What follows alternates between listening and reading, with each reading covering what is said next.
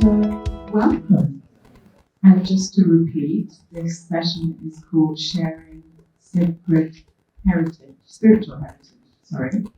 If that's not what you were expecting, then please feel comfortable to leave, and I hope you find what you want to be.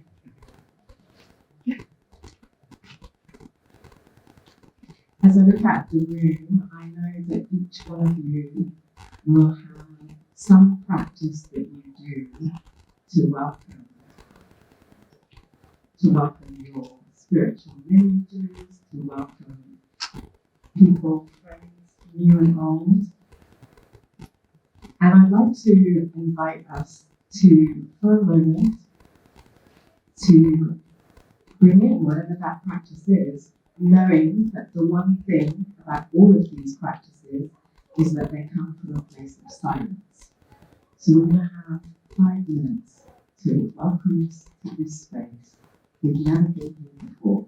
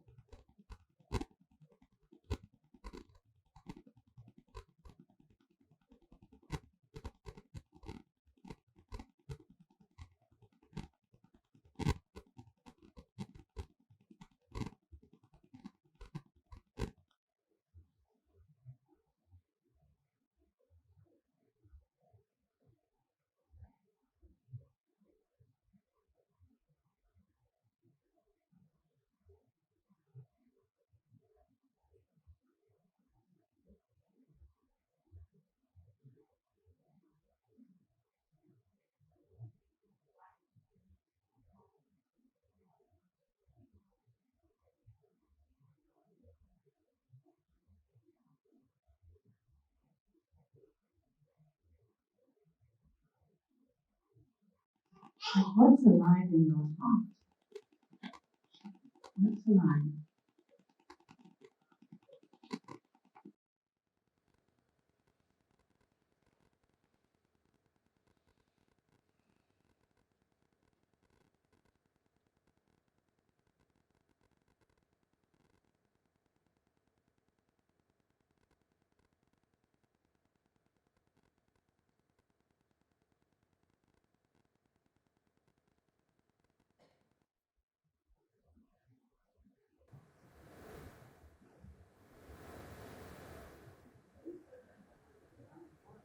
Thank you.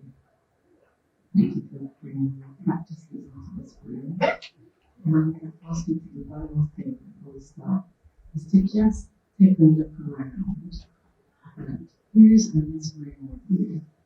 Okay? Something nice on right, just quick look. Right? I think we're ready to begin. Thank you.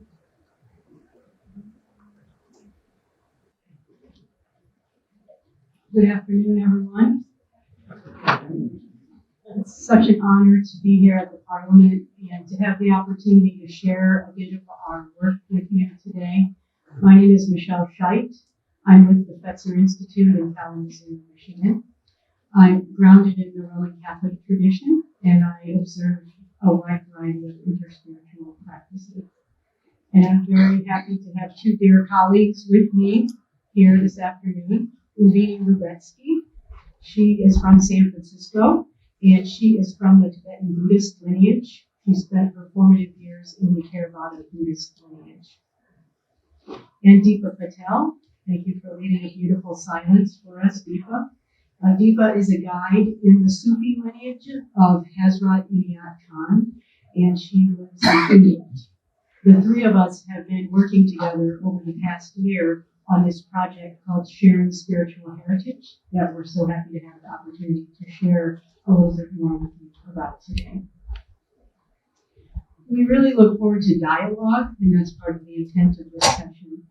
We are continuing to learn about the emerging spiritual ecosystem.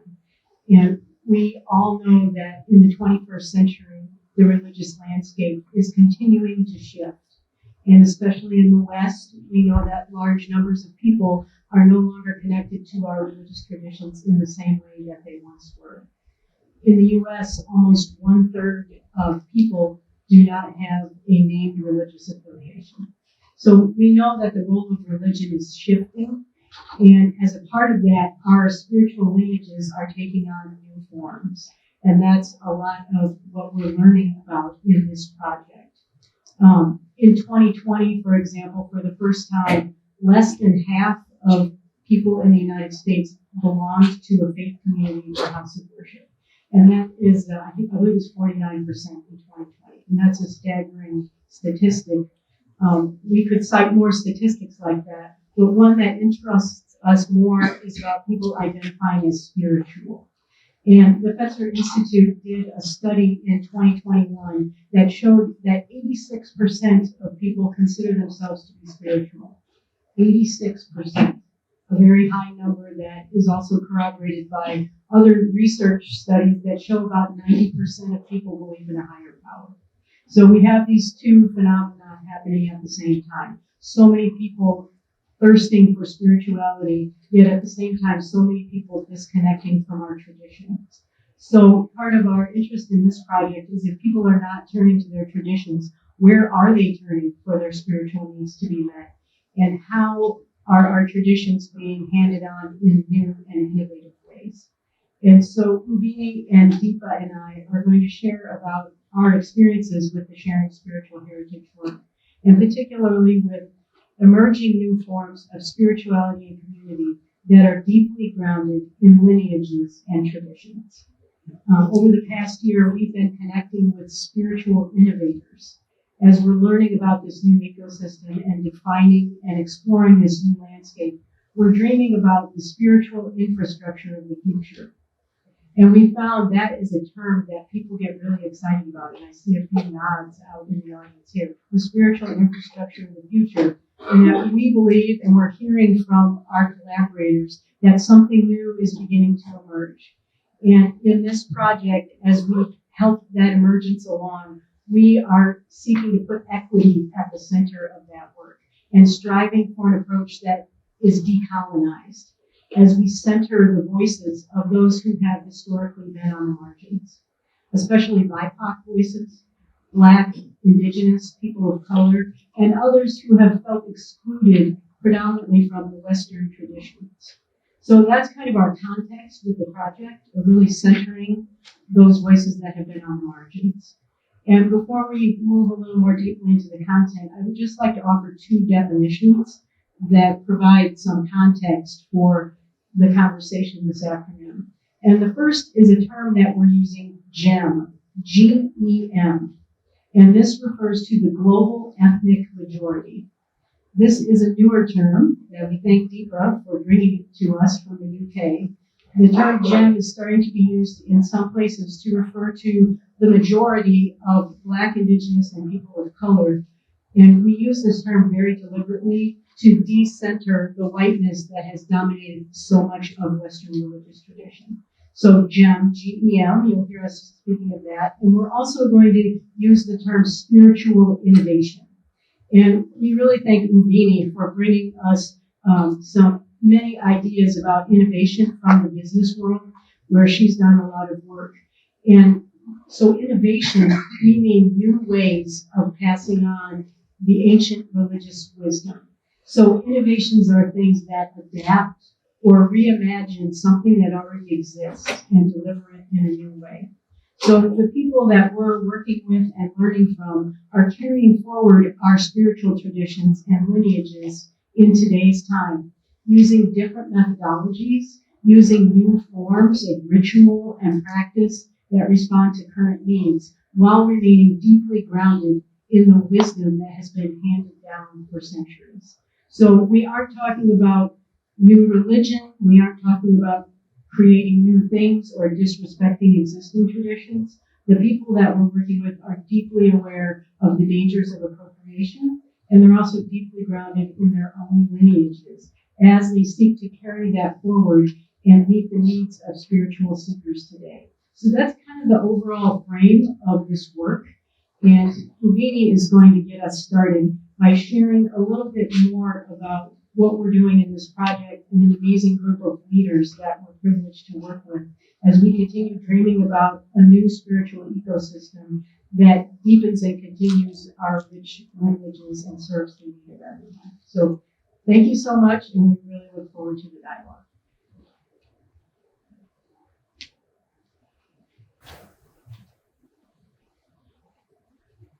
Thank you, Michelle. Can you hear me okay? All right. I tend to talk softly, so let me know if I need to come closer.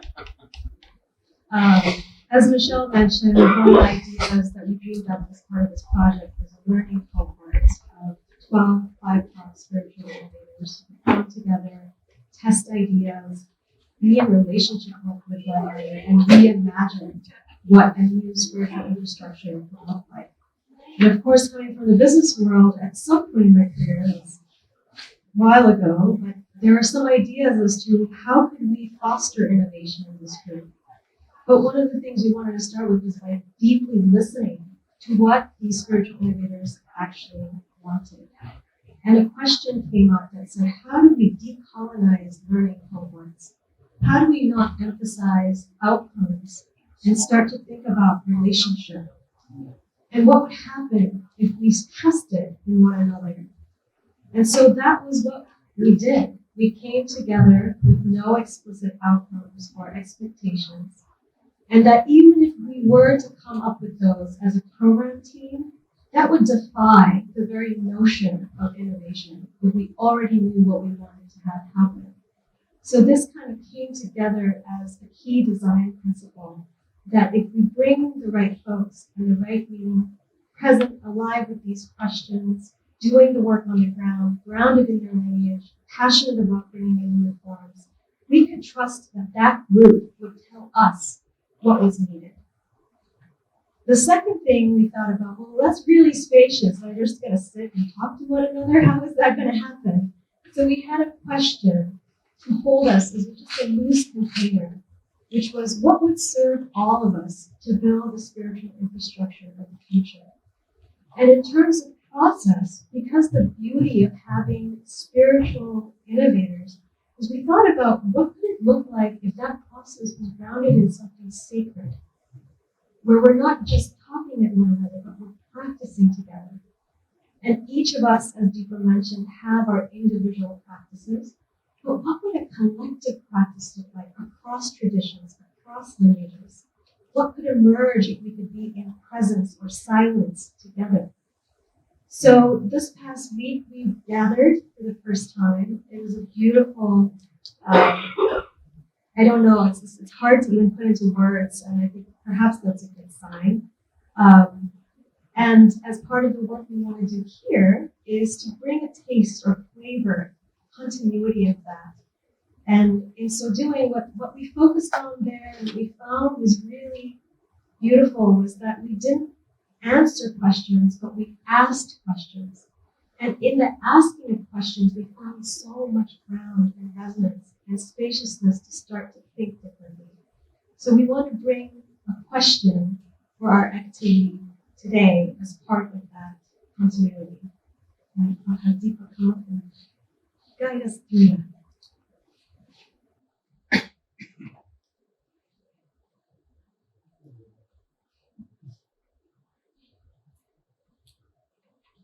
there's two people that come to my mind as I say this question to you. One is husband Michael, who said the answer is in the question, and what we need to do is listen. And the other is the German Fred Wilker, who says that there are some questions which are living questions. You have to live them. And that's the spirit in which we're inviting this question that I'm about to give you.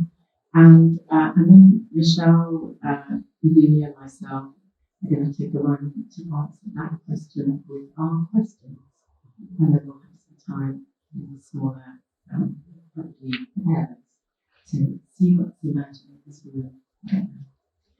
So the question, it's always good to have your piece of paper, is what questions are arising with regards to your spiritual heritage, and where is it going? What questions are arising with regards to your spiritual heritage, and where is it going?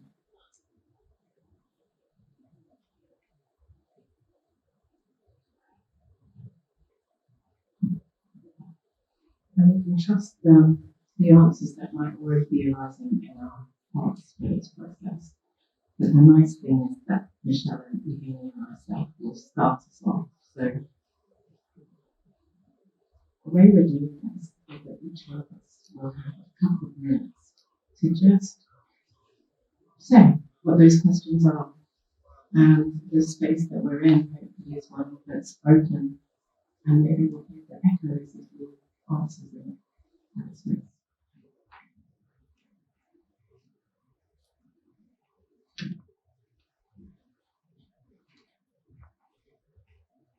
I'm excited to continue this dialogue with the two of you because these questions have been so alive for us over this past week as we were. From my own tradition, one of the big questions that's really arising for me is how do we meet the needs of people who are no longer feeling connected? And I've had a firsthand experience of that with a lot of people in my own family who were raised in our tradition and are now getting married, celebrating weddings, celebrating funerals, and other important life moments and celebrations, and finding ways to do that outside of our traditional church structures. And that can be a big challenge for the older generation to connect with that and feel integrated with that, and for the younger generation to connect with our heritage and our culture and our traditions. And so I just have a question about how to bridge that. And I don't have an answer, but I have the experience of having some of my nieces and nephews invite me to be the celebrant at their wedding, for example.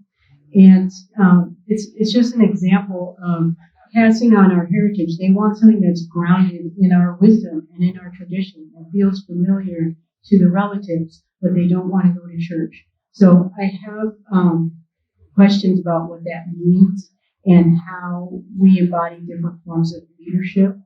I have questions about, in my tradition, the role of women in that, the role of queer people in that, and how new roles can be taken up.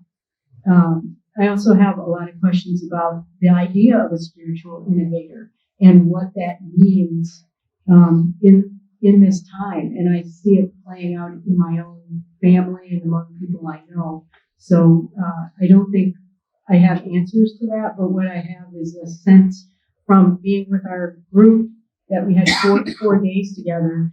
And I celebrate the questions that I'm not the only one lifting up these kinds of questions, that we're living in them together. And somehow, as Deepa is offering us the Rumi quote, living into those answers.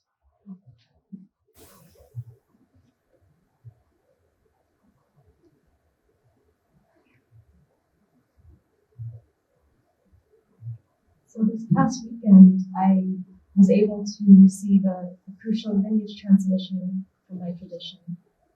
And one of the questions that came up was, Rinpoche, why is it that when we're in your presence, it's so easy to get this? But then when we go home, it feels like it takes so much more work. It's sort of harder to be in that level of presence. And this was over Zoom too, so that's kind of exciting because it's happening virtually. And he said, oh, that's not me, that's the lineage. The lineage comes and it's contagious. And thankfully, this lineage is unbroken. So that's coming like a current, like this electric pulse plugged into a wall. That's the blessing that's happening. And while that was exciting, what came up for me was I know that he had also said previously that the lineage was dying.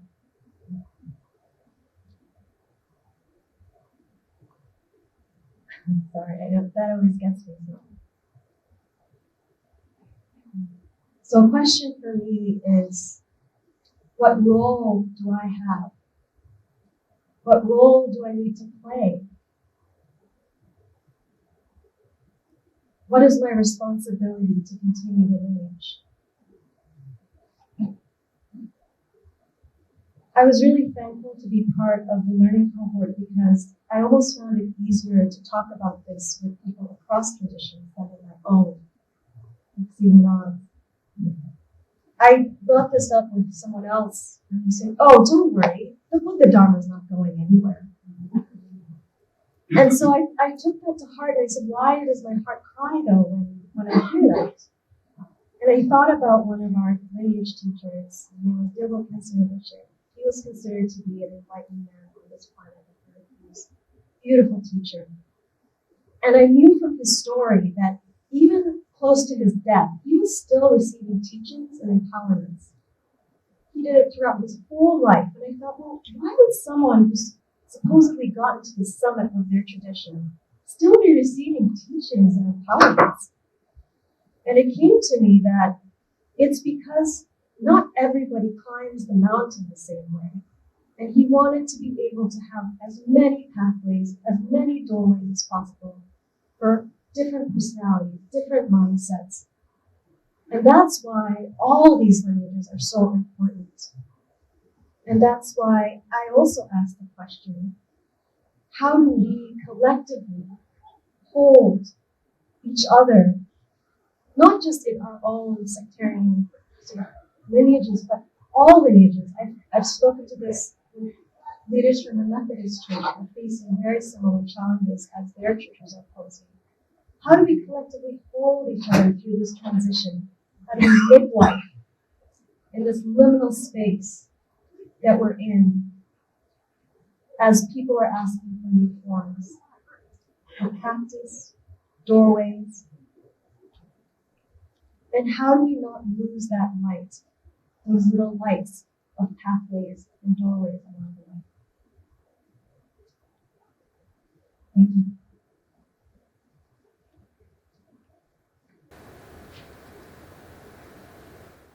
Oh, hard to go after these two.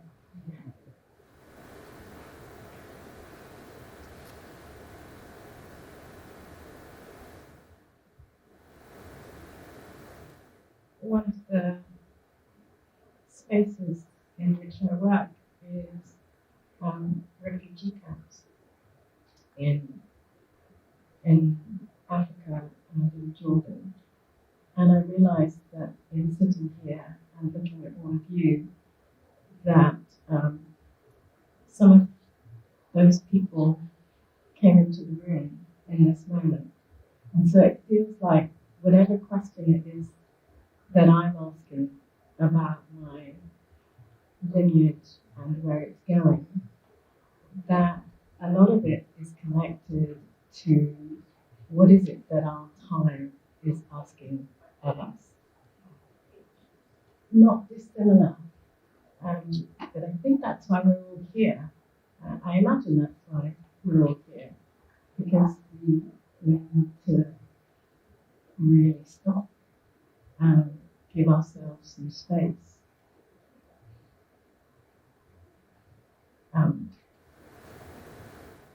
But we can't do that in a hurry. So I guess my other question remains, and it comes from a conversation that we were having, of how do we do this at the right rhythm and the right space. The Italians talk about tempo giusto, finding the right tempo for each thing. And in our world, that's hard to do because of the pace that we're living in. So I see that even in the work of my lineage. How do we, I must slow down.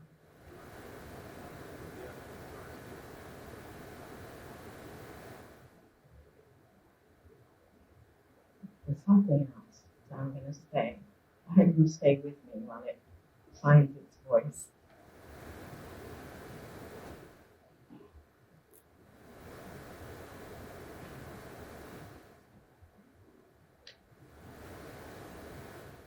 Ooh.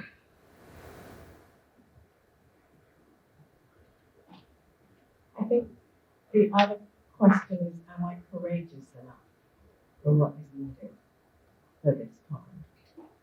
And that's a living question for me. Am I courageous enough for this time? So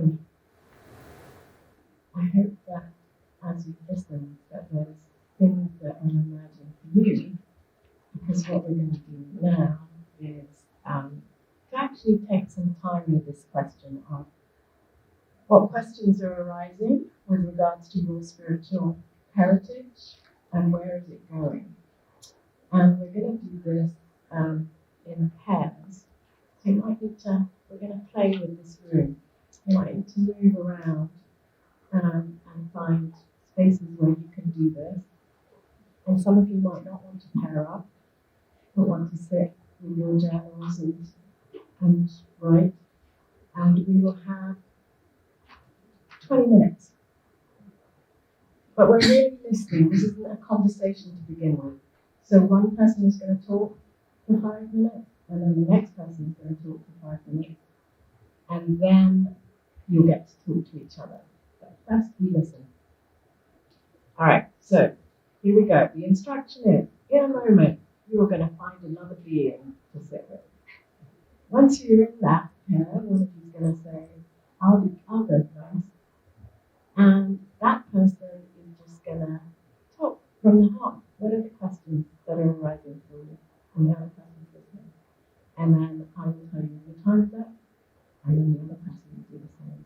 And then you have some time to talk together. And as I say, the invitation is also for you to take time to write, be in silence if that's what works for you. Don't be scared, we're all nice.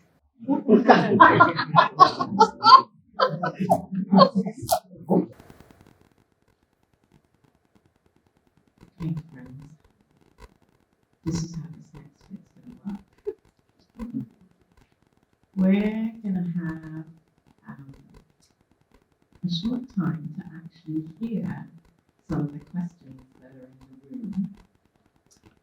And then I will pull time, and if there are questions that have arisen about the work that Michelle, Uvinie, and I have spoken of, then there'll be time for some questions about that work. But first, we're going to take some time to listen to what was alive in your dialogue. What was alive? What question was alive? And what you will need to do is to come up here, come stand next to me so that everyone can hear. So, I love that someone's put her hand up. She's ready. Thank you.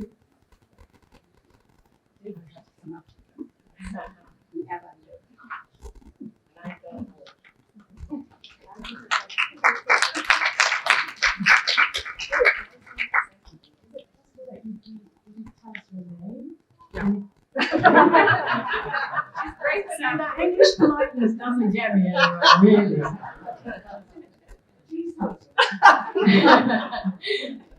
And then maybe there is a lineage or heritage that you're in, that you might not say that showed up, and where you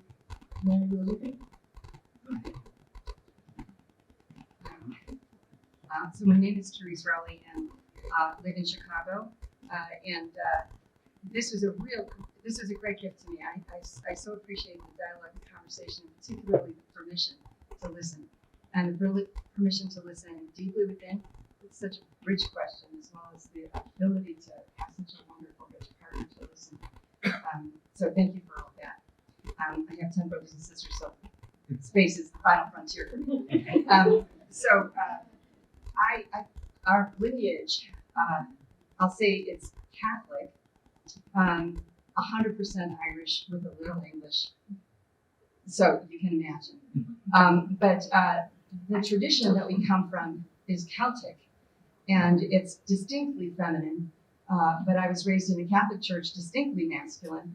And by the time I was 9 years old, I was taken out of body in the Catholic church during Mass, probably for the next 20 years. So my experience has been deeply mystic, Catholic, not dogmatic Catholic. And then I ended up being able to discern spirits and read energy, and I've been doing healing work with businesses and with kids with intuitive gifts and spiritual gifts for 4 years.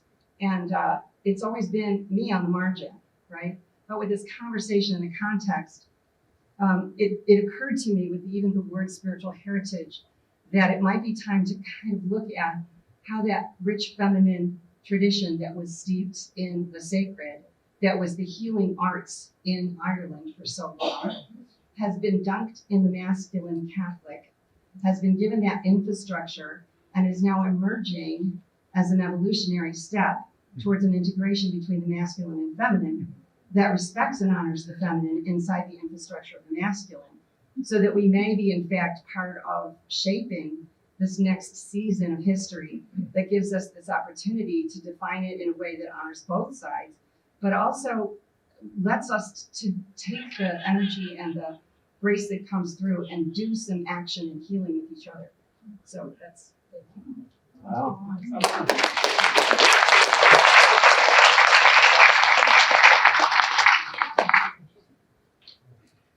Courage is in the room. You can just go like that.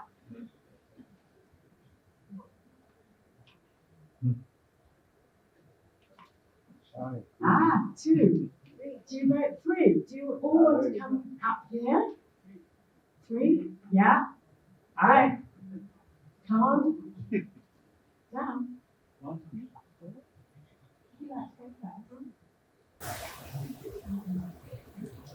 My name is Linda, and just be closer, very close to me. My name is Linda, and I'm from Maryland. My religious heritage is Christian and Lutheran Church.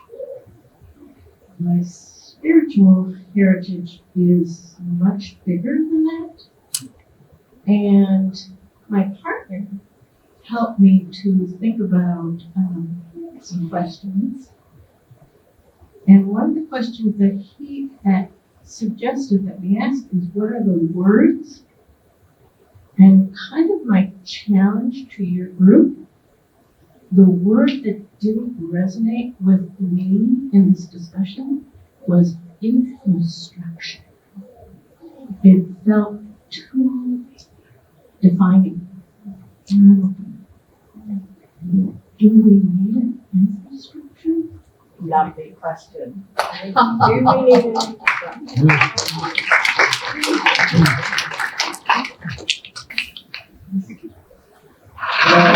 My name is Michael Pidlick. I'm from between Detroit and Toledo.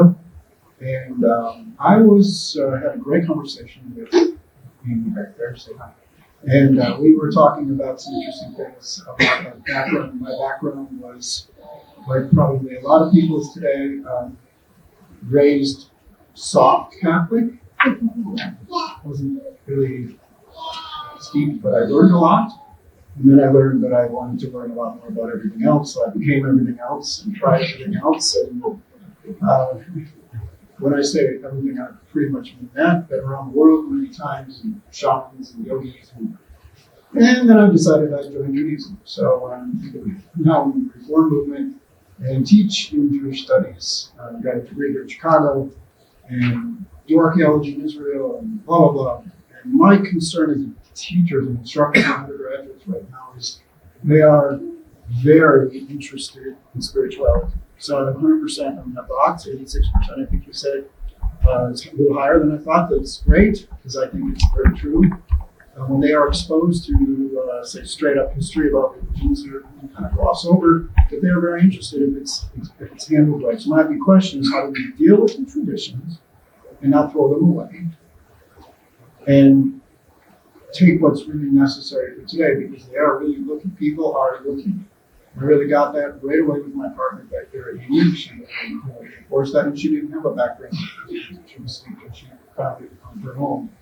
So I'm speaking actually at the conference on Friday, because the catalog is completely messed up. I want to invite you all to Friday morning, 9:30. I'm speaking about a tradition within Judaism called Tikkun Olam, which means fixing the world, or repairing the world, and in its true sense, in the mystical sense, it's hungry. And you can go and see him at the end to find out where it is.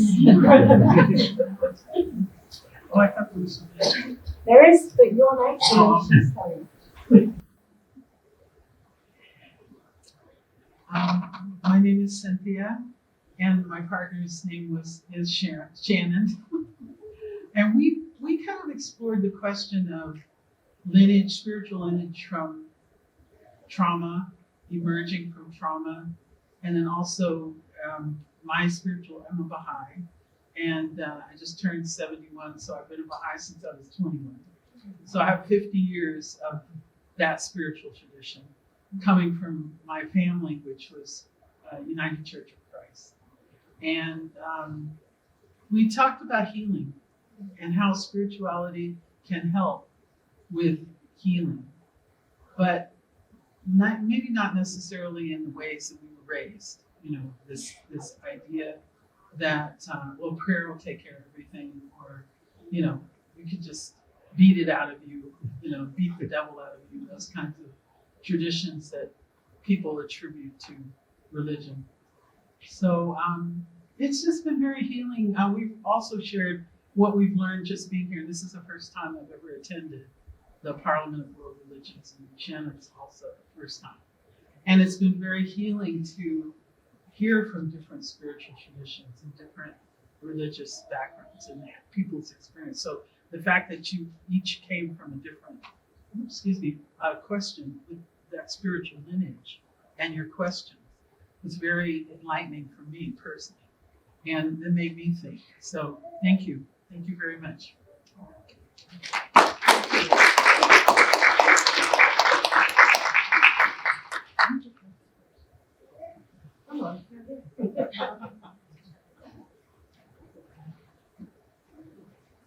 My name is Tessa, and I come from Tucson, Arizona. And I had a hard time even being able to name what my lineage is, but I do have to claim my Roman Catholicism, but I guess I would define myself or identify as an interspiritual Roman Catholic. And for me, the question that arises is, well, I want to make a distinction between lineage or spiritual tradition and institution. And my question is, how long is it going to take the institution to die? And how can I help facilitate that? And how can I help people relax into that so that the true lineage and the true spiritual and mystical tradition can emerge? And it can't emerge unless there's a lot of dying and also a lot of taking responsibility for the incredible damage that that the church has brought about historically. And that's a threatening and scary thing for a lot of us. And I think that the emergence won't happen until the dying happens, and the dying can't happen until we take responsibility for that. So those are my issues.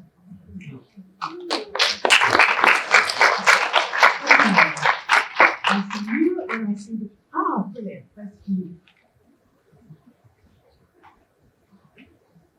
I'll maybe take a breath before we listen to the next one. There's a lot that's just been.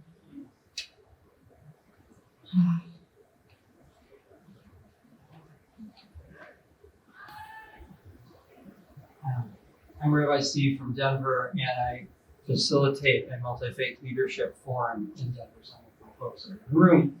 And what's alive for me is I did a similar exercise with my group back in June. And what I'm struck by is if you ask the right question and you get people together in a safe space, amazing things happen. People say things that you've never heard before, that maybe they never thought before. I hear things from my colleagues that I would not hear anywhere else. And just listen, Camille was telling me things from her journey, and I'm not that connected to the specifics of her journey, but it was triggering all sorts of thoughts and questions and connections and possibilities in my head. So my point is just that what's alive for me is the unbelievable power of what I call multi-faith engagement. So thank you for facilitating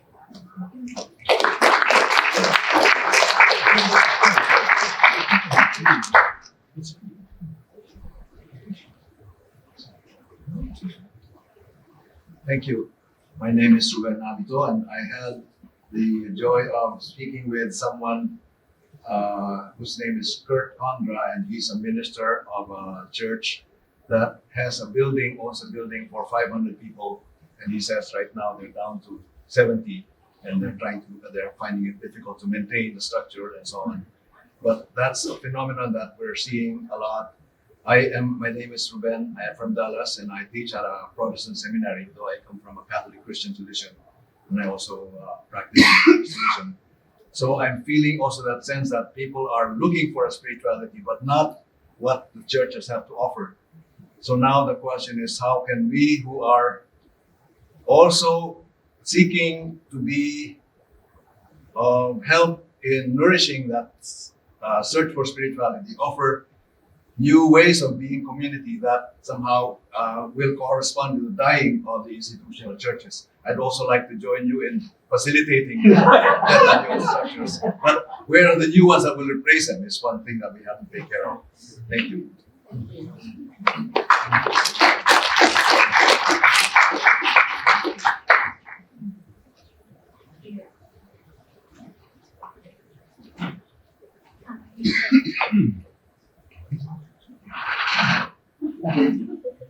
Hi, my name's Laura. I'm a Baha'i.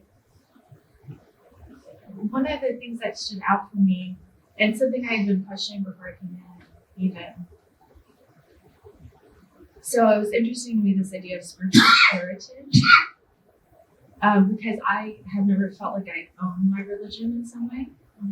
And then you were all talking about your religion. It's like, I don't mean this in like a mean way. It's because I don't mean it in a mean way at all. But like, you own your religion. How are we going to fix this? How are we going to fix that?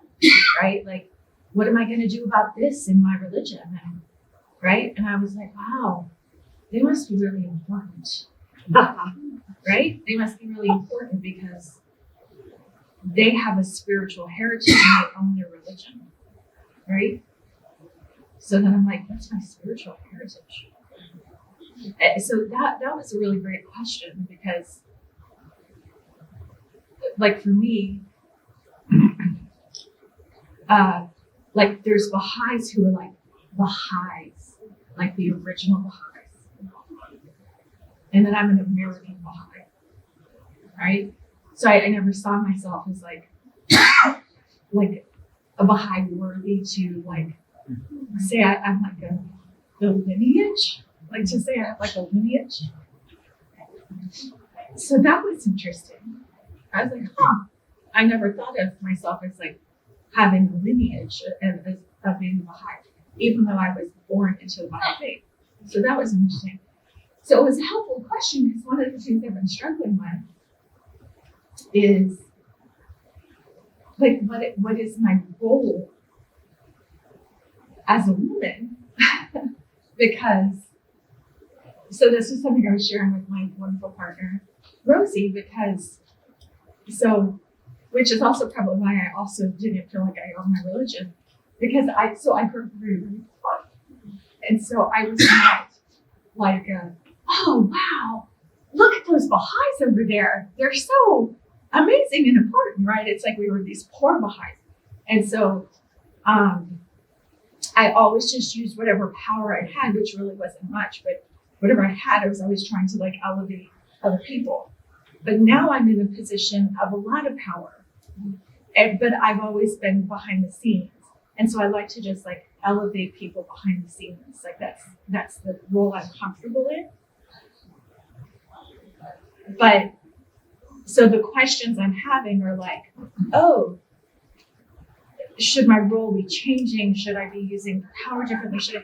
But then I don't feel like I own my religion, right? Where I'm like, let me tell you this and let me tell you that. This is how we should change things, kind of thing. So these are like questions I've been wrestling with, but it's cool to see people, own their religions in that way. And I'm sure there's better words for it, but to feel empowered, I should say, to feel empowered, to talk in that way. And so these were good questions for me as I'm wrestling with that.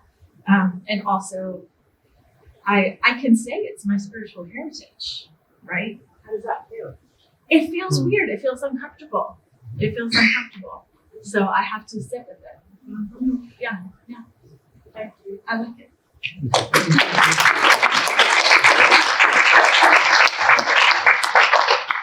Yes. Okay. Thank you. Hello, everyone. I'm Josephine Garnham. I'm originally from Sierra Leone, and I live in Maryland, so I saw Maryland there. My question that keeps coming up, so my partner was my 16-year-old daughter, and it was interesting. I'm grateful that you asked the question because she struggled with the question, and I struggled watching her struggle.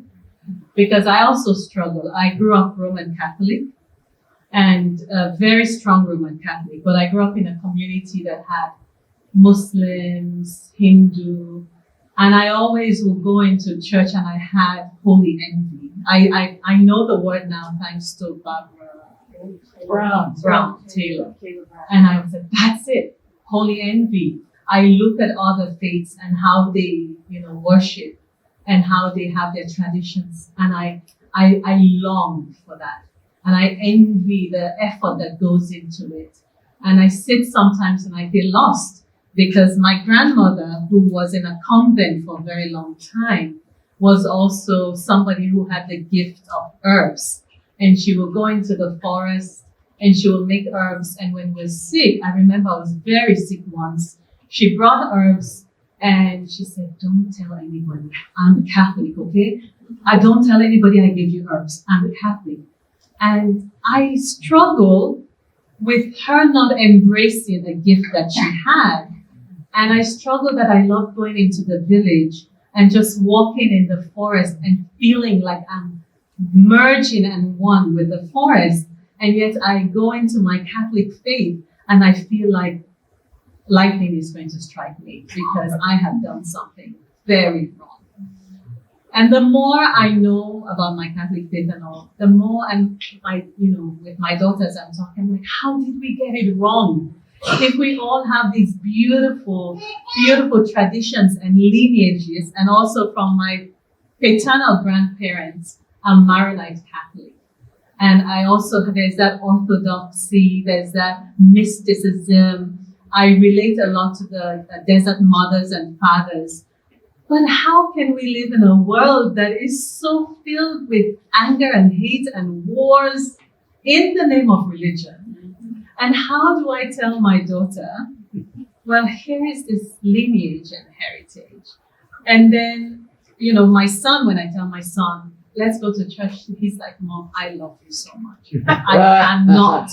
You know, we just had this issue with the church and this and that. Please don't make me. And I struggle with what is my lineage and my, you know, yes, I have inherited this and I'm finding myself, but I also find myself, I don't want to say I'm spiritual and religious. No, I have this deep sense of belonging. And I love my Catholic faith because there's so much good in it, but I'm also seeing this holy envy in everybody and in everything I encounter. How do we make this? Somebody just said, how do we make the world our parliament where we don't have to come talk and then we go back to our same? So I have come up with a lot of questions there.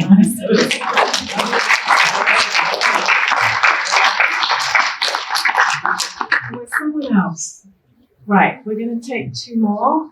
And then what I'd say is that the three of us will be around if you have questions specific to us. But, yeah. Hi, my name is Chris. I'm from North Carolina. I am formerly from Michigan. I've been to Gilchrist, so familiar also, a beautiful spot. I guess before I retired recently, I spent 40 years in higher education in innovating around online learning back in the 80s. Is that 40 years? I guess I love these questions. I love your project. I love the idea of spiritual innovation. And I would, taking a lesson from higher ed, which is not religion, well, in some ways it is. My question I would add to the pot is, what's the secret sauce of our lineages and our heritage? What do we mean by that? And I would spend a lot of time investigating all the angles of what the secret sauce is, so that whatever the incremental or even transformative innovations are mindful of the secret sauce, because we don't know what it is. How do you preserve it or iterate on it, make it better, bring it up to date? So yeah, that's my question for the Beautiful. You just reminded me of this tension, right? Secret's a secret. Yes, that's right. The secret sauce. How do we make it an open secret?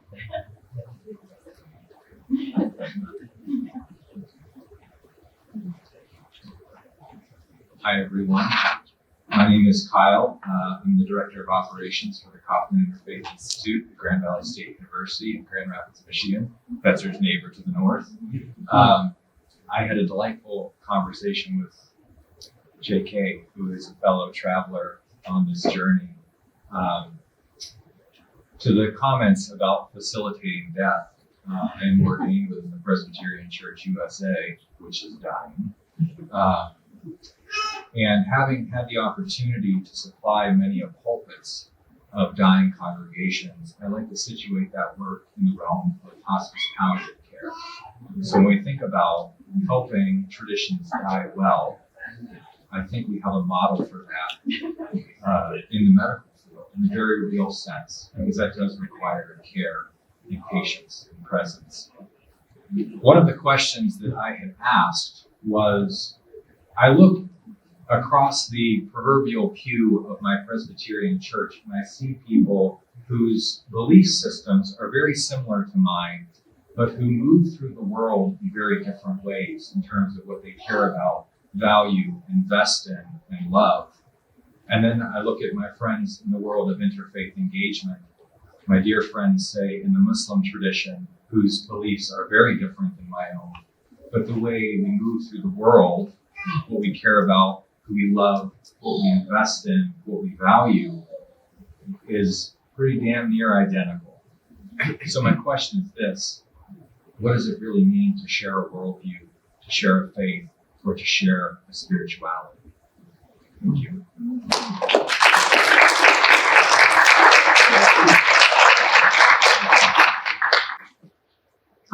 Thank you so much for a very rich and beautiful hour and a half.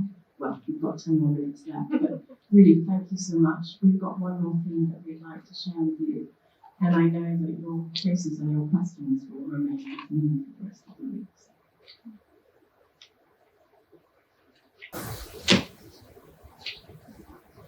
So we'd like to bring in some of the voices of our learning cohort I mentioned earlier, and they too wrestled with some questions. So you'll see brief snippets because they're very much in the room with us, and now you're part of this as well. So we'll start with the video and go from there.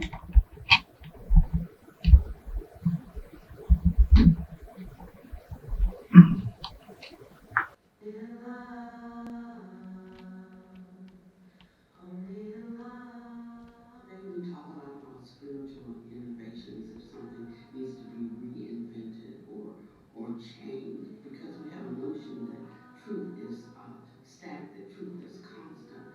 But one aspect of realizing truth is that it's what's needed in the present moment by those who are present in the moment. And once we hold the understanding of truth in that way, you can see that truth is malleable, it is changeable, it's transformational, and we don't think of it so much as needing to reinvent something, but to allow something that is immediate and present to flower and to be made manifest in the moment.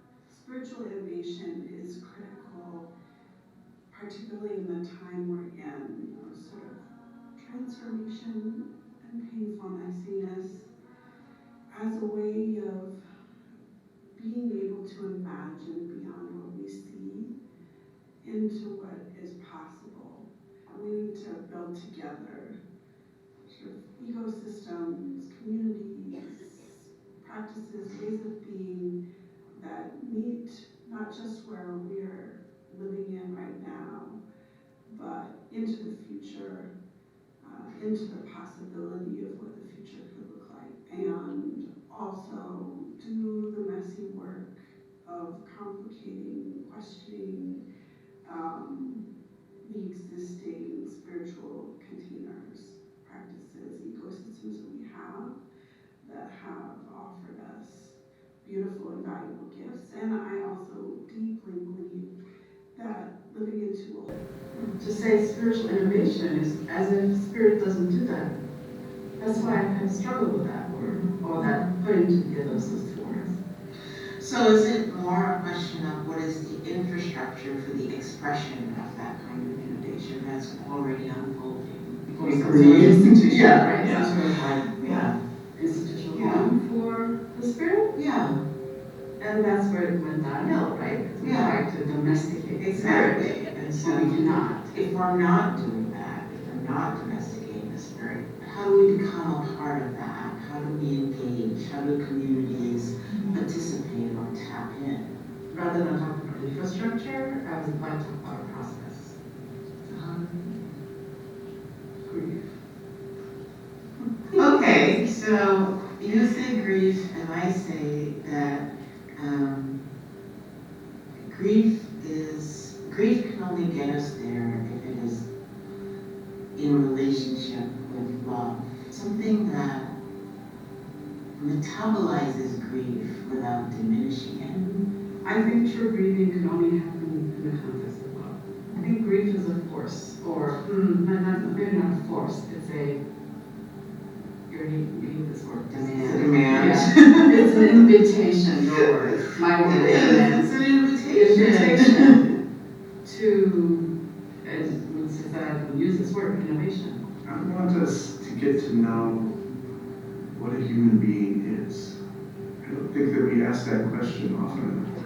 What is a human being? If it's innovative to investigate one's own soul and being, then that's a spiritual innovation that I want. Knowing how I'm going to remain human with the kinds of rapid change in technology that we're seeing, it threatens our humanity.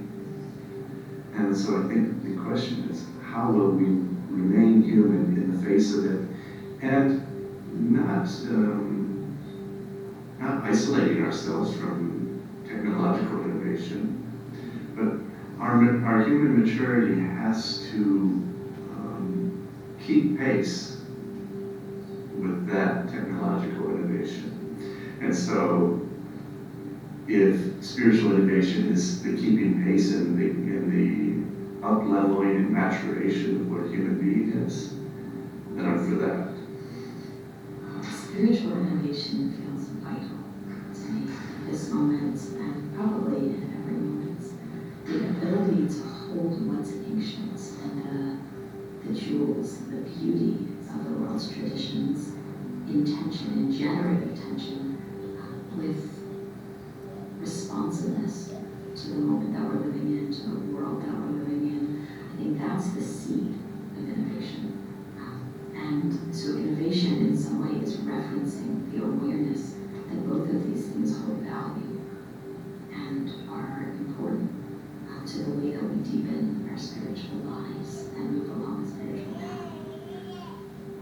I understand spirit like water, that it can be contained in a bathtub, so we can get scoops of it, or in water, in cups where we can be refreshed by it, but it can also be the rivers and the streams and the oceans in our lives.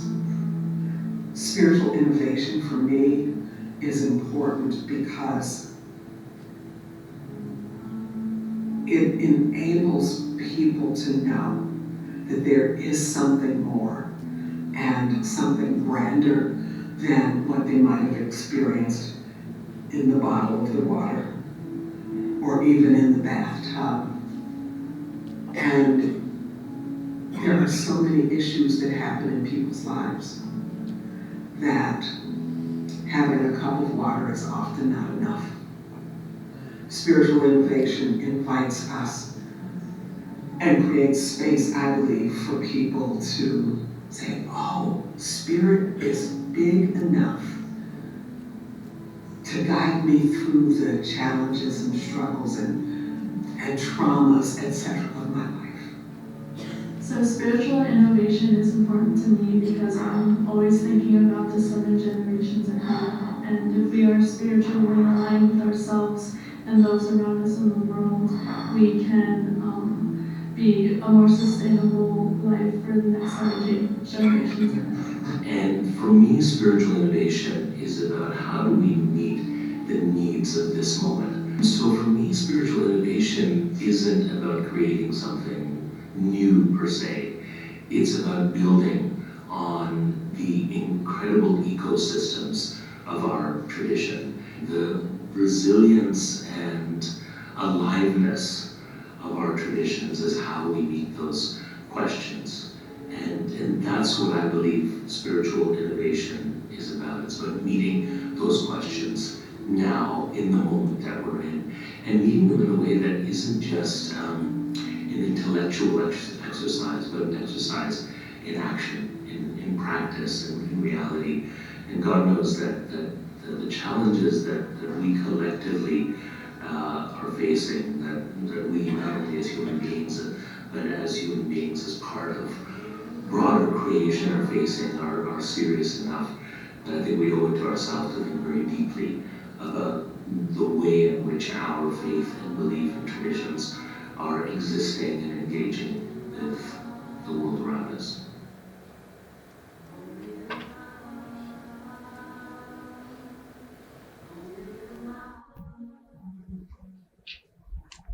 Friends, we're about to walk from this space to whatever space we're going to next. So I would just invite us again to be present to our breath before we walk to wherever we're going to. And may we do it with gratefulness and joy.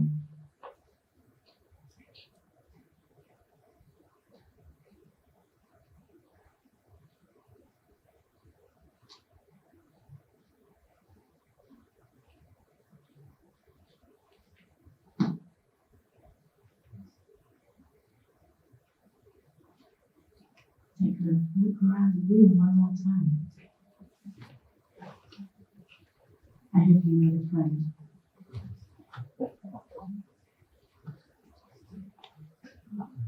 All right, we've finished on the dot.